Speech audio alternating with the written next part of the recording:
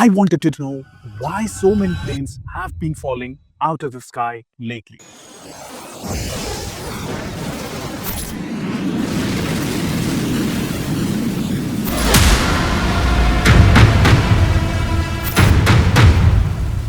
Marsh 610, clear yourself now. Affirmative 610. So I dug in, and what I found didn't add up. It was something scarier. A system running on fumes. Singapore Airlines, 1 dead, dozens injured. An Alaska Airlines jet with the door ripped out mid-flight. A Dreamliner from Air India just crashed seconds when it took off. And 2 planes at JFK seconds from crashing into each other. Different planes, different airlines, and different parts of the world. All of it happening now. So I started digging in, and the story everyone is telling about bad planes and worse headline is wrong. That's not the story at all. The real story is much scarier because it is not about the machines falling apart. It is about the system that holds them up. A system that on paper has never been stronger, but in reality is running on fumes. Here's the twist. Crashes aren't going up. That's not what is happening. But I kept researching. Late nights, government reports, and FAA data. And I found something that made me physically sick. There's this category buried deep in official FAA records. They call them serious runaway incursions. Category A and B. The government's own definition is collision was narrowly avoided. Think about that phrase, narrowly avoided. That's not safety, that's luck. In 2017, there was 8 of these close calls. By 2023, 21.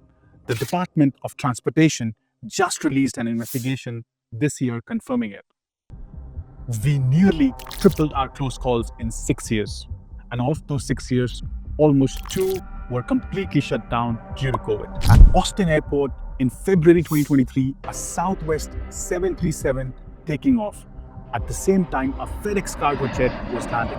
Same runway, but zero visibility. According to the official government investigation, they missed each other by near 100 feet. At 150 miles per hour, if that FedEx pilot hesitates for one heartbeat, we are not talking about a close call. We are talking about one of the deadliest crashes in American aviation history. JFK. In January of 2023, a Delta 737 and an American Airlines 777 intersecting runways. They missed by half a second, just half a second. The passengers never even knew. Whether it is Austin, JFK, Boston, London, San Francisco. This pattern is everywhere once you start looking at it. Controllers are filing incident reports like they are writing obituaries. And here's the part that haunts me. These are just the ones we know about. The ones where someone was awake, where the system caught itself failing. So, the real question isn't why more planes are crashing. The real question is how many times can we roll the dice on disaster before our luck runs out? After seeing those government numbers, I needed to know how many other warnings are we missing. So I started digging deeper into NASA's Aviation Safety Reporting System. It is a massive database of 1.7 million confidential reports filed by pilots, controllers, or mechanics over the last 45 years. These are anonymous, honest, and absolutely terrifying. NASA gets 130,000 of these reports every year. Think about that. 130,000 safety incidents that someone thought were serious enough to file paperwork about. And these are just the ones people actually report. It is estimated that only 1 out of 10 reports are filed. So you can imagine the horror. And here's one from their official fatigue database. Maintenance technician reported being forced to work overtime, describes a high-stress environment due to low staffing, resulting into fatigue and an unstable situation. That's not made up. That's filed directly with NASA. One technician pushed to exhaustion, handling the safety of hundreds if not thousands of passengers. And there are 30 different categories in the aviation safety reporting system. Just like it. Air traffic controller reports, pilot fatigue incidents, communication breakdown, near mid-air collisions, fuel management errors. Each one representing moments where the system almost failed, where someone caught a mistake before it became tragedy, where luck saved lives. But here's what haunts me. This system exists precisely because experts know the vast majority of incidents never get reported at all. NASA designed it to be voluntary, confidential, and non-punitive because pilots fear losing their license, controllers fear getting blamed, and mechanics fear losing contracts. So people stay silent. They don't file reports when they are too tired to think straight, when they almost cleared 2 planes for the same runway. So what are we really seeing in this database? 130,000 reports a year of near misses, fatigue, error, shortcuts. That's not the whole story. That's just the tip of the iceberg, the part we can see above the water. Which means somewhere in the dark water beneath, there are 1,000 more warnings we'll never get to see until it is too late. So I kept on digging further to understand what's actually causing all these warnings.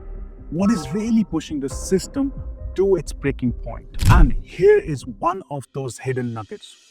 1 in 5 US air traffic controllers is working mandatory overtime. Let that sink in. 1 in 5. That means every 5th person guiding planes through the sky is running on fumes. Double shifts, back-to-back days. Some controllers testified they work 40 hours straight. And it is not just the controllers. Pilots too are aging out faster than airlines can replace them.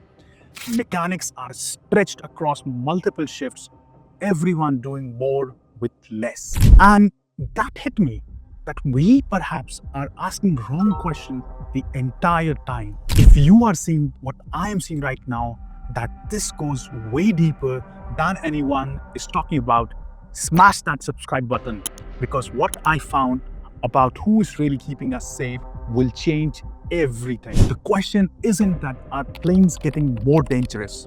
They are not. They are engineering miracles. The question really is that what happens when humans keeping them safe start breaking down? Because here's the terrifying truth.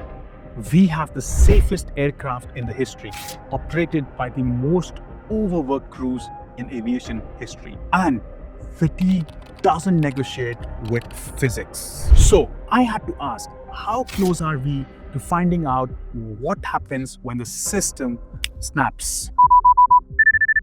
In order to find out the answers to the question, how close are we to finding out what happens when the system snaps, I realized I was thinking too small. This isn't just happening in one isolated country. This is happening everywhere. Europe deregulated in the 1990s. Asia followed in 2000s. The same playbook. Eliminate the government oversight, let the market forces decide, and the result? A global race to the bottom. Lufthansa swallowed European carriers. Asian mega airlines absorbed regional competitors, and different airline alliances started controlling the majority of the global air traffic. While airlines merged globally, they all discovered the same cost-cutting formula. Fewer people, longer shift, maximum efficiency. Boeing projects that the world needs around 650,000 new pilots by 2042. But flight schools globally are producing maybe half of that. China alone needs around 140,000 new pilots. Europe is short by 8,000 controllers. And then the external forces hit everyone at once. Jet streams shifting worldwide due to climate change. Clear air turbulence increasing over every major flight corridor. Atlantic routes to Pacific routes to European airspace. And this is because the global air travel exploded from 1 billion passengers in 1990 to 4.5 billion in 2019. Asia Pacific itself grew by 1,000%. And all of this comes down to the manufacturing duopoly of Airbus and Boeing. Boeing and Airbus have a 15-year backlog serving the entire planet. So, airlines everywhere are flying older planes longer, maintained by skeleton of crews working on impossible schedules. This isn't an American problem or a European problem. This is what happens when you apply the same broken business model to a global system.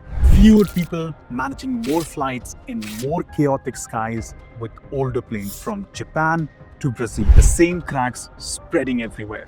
And that's when I realized we are not watching an isolated incident. We are watching the early stage of global system failure. So, here's the answer to the question that started this whole entire investigation. Why are we seeing so many air crashes recently? And the answer is we are not.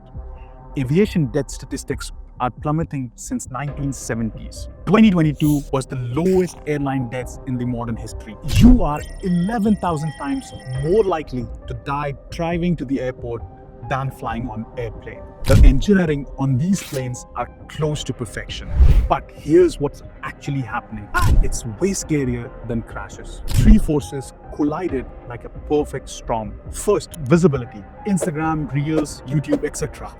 Every turbulent video that you see or every door that is plunging out goes instantly viral. 40 million TikTok views in no time. Your brain, when it watches it, starts screaming that planes are falling apart.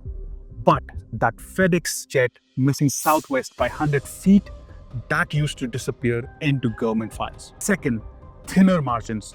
The humans keeping you alive are hanging by a thread. Controllers are on double overtime. Pilots pushed past exhaustion. Mechanics are racing against impossible deadlines. And the airlines are relying on older fleet of planes because there is a massive backlog of new plane delivery. Third, the environment is fighting back. Clear air turbulence is up by 55% and it is climbing.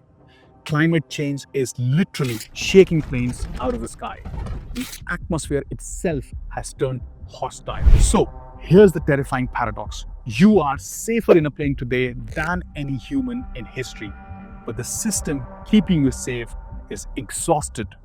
The overworked mechanics or controllers and the chaotic skies, that system is screaming.